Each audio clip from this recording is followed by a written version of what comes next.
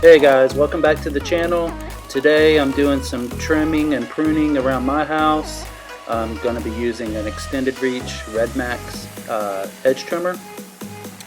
So I try to do this a couple of times every year, and it's about time for pine straw now, so I wanted to go ahead and trim these so that I didn't have to get all the clippings up, since once I put the new pine straw down it'll hide most of the clippings, so it just makes cleanup a lot easier. But as you see here, I'm just carefully trimming these Indian hawthorns. There's a lot of landscape wire for our lights, landscape lighting wire underneath the pine straw here, so I'm careful to not cut into the pine straw too much, because I don't want to cut the wires for the landscape lights. If you haven't subscribed yet, please go ahead and subscribe. I'm trying to get to 2,000 subscribers, and I want to do a giveaway once we get there. We would really appreciate that. So as you see, I'm just going through and I'm just trimming the new growth off. Like I said, I try to do this a couple of times a season, usually spring, summertime I can do it twice, and then like in the fall trim them again. So I'm just taking off the new growth and evening up everything. This hedge trimmer, I've had it for probably 5 or 6 years. It's been really good and reliable. It is a little heavy, but it does get the job done. The trimmer part on the end is articulating, so you can move it to different positions, which helps out a lot.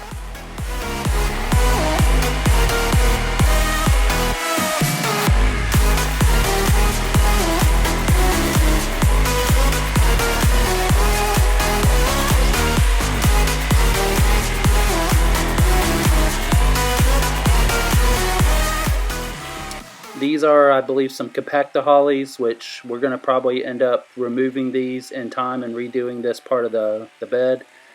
They were planted here from the builder when we built the house, and they've done okay. They haven't thrived here, and I think there's better shrubs for this area anyways, but in the meantime I'm going to keep them shaped up a little bit.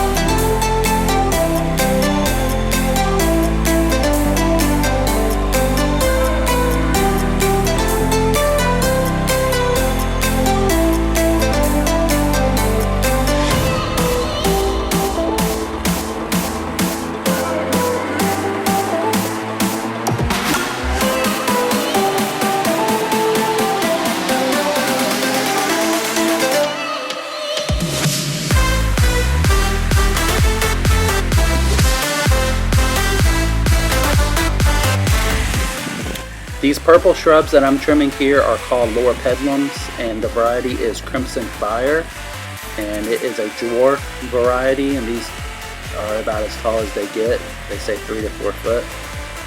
And like I said, I'm just taking off some of the new growth and shaping them up a little bit. I don't want them formally pruned like you would a boxwood, so I kind of loosely shape them. I kind of want to keep them more of a natural shape, but I didn't want to spend the time to hand prune these, so I'm just hitting them with a hedge trimmer right now.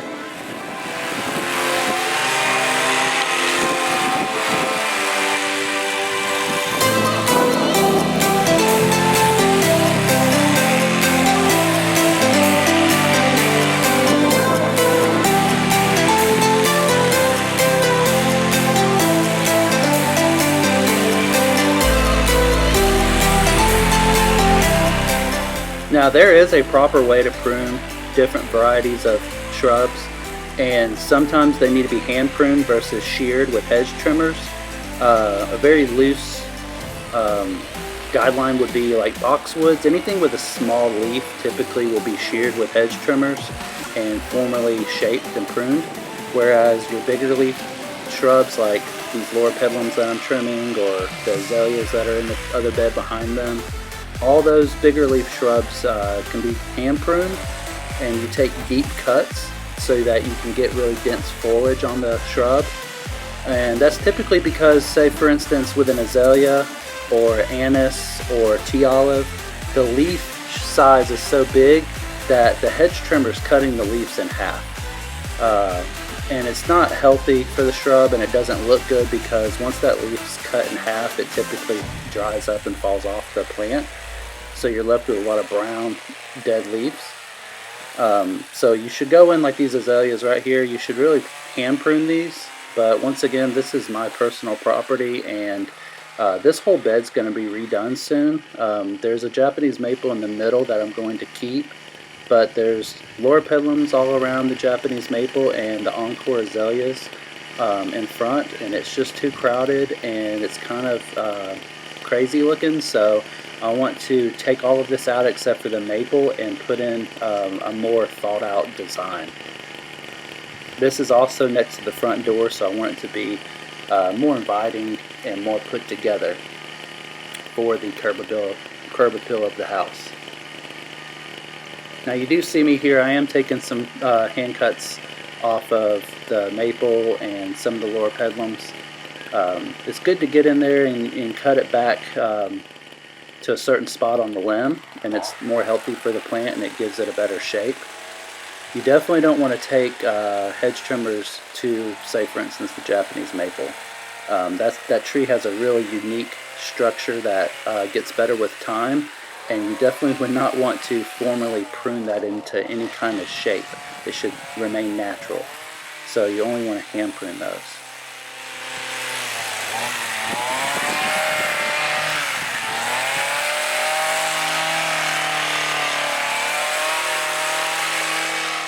So in the meantime, until I redo this bed, I'm going to just keep it pruned and looking nice.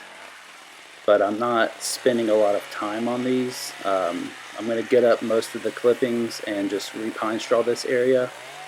So I wanted to go ahead and trim these down a little bit before I did that.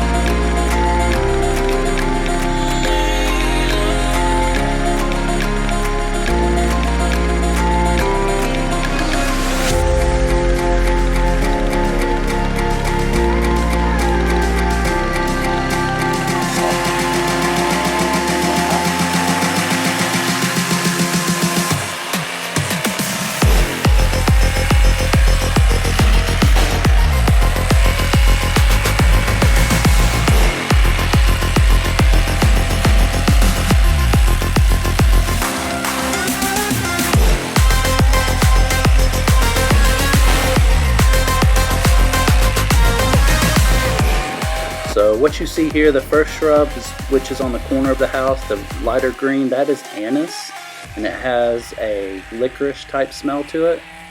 And what you see me pruning here are fragrant tea olives, and they have a really nice small white bloom, but they smell like perfume. It's a really nice shrub. It's a common shrub down here in Georgia, and they grow really well. Here I'm just showing you some damage from an armadillo that's been coming and I guess searching for earthworms or grubs, and he's been tearing up all this pine straw every night, just digging around, and you can see all the holes that he's dug. So I went ahead and treated the area to get rid of any type of insect that he may be after, and let's hope that he leaves soon. These are ligustrums, and they grow crazy.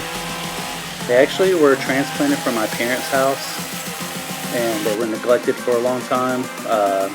So I'm trying to get them back in shape. But the more you prune these, the more they grow. It seems like, I think when you go to prune something, it kind of stimulates new growth.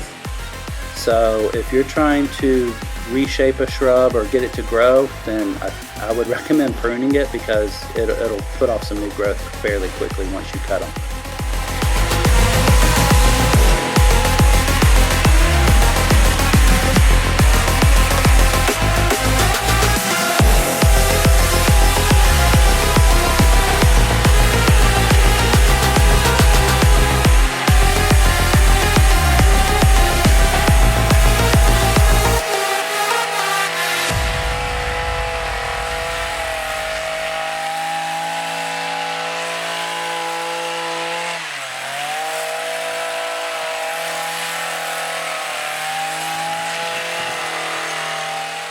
But these ligustrums, they grow good, they're tough, they can handle neglect for the most part, and we needed some shrubs along a little guardrail, like a fence that's behind me, and these were the perfect fit. They were the right price, obviously they were free, and they filled the space. So I'm a fan of these. They're typically inexpensive shrub, they grow fast. So if you ever need something just to fill up an area, then this is always a good option. As long as it's full sun and has some irrigation, they'll do really well.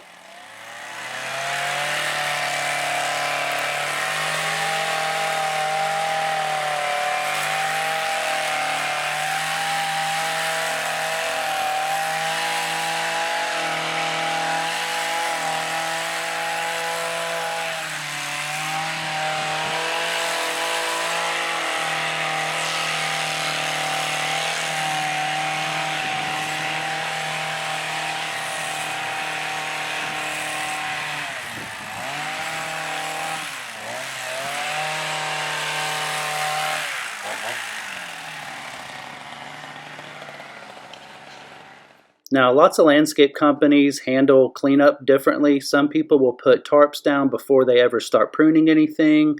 Others just kind of rake it up once they're done.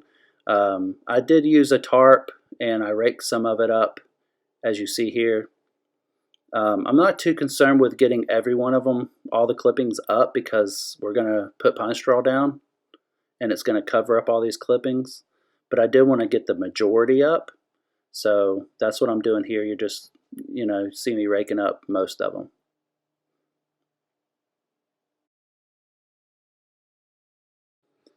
Another good option for cleanup is we've been known to, on a customer's property, if we come in and prune a lot of stuff, if you have a walker or a navigator, Exmark navigator, then you can blow all these clippings out of the beds onto the grass and just suck it all up.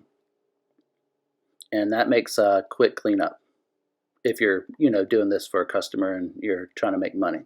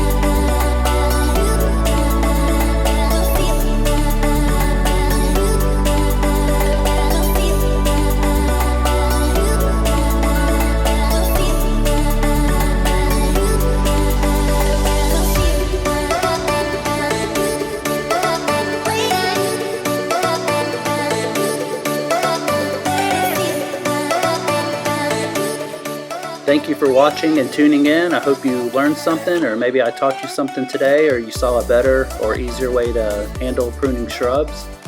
I'm just going to take all these clippings and dump them in my compost pile in the woods, and they will break down, and I'll spread them out with my blower later on. But I would appreciate it if you subscribe, and we will see you on the next one. Thanks.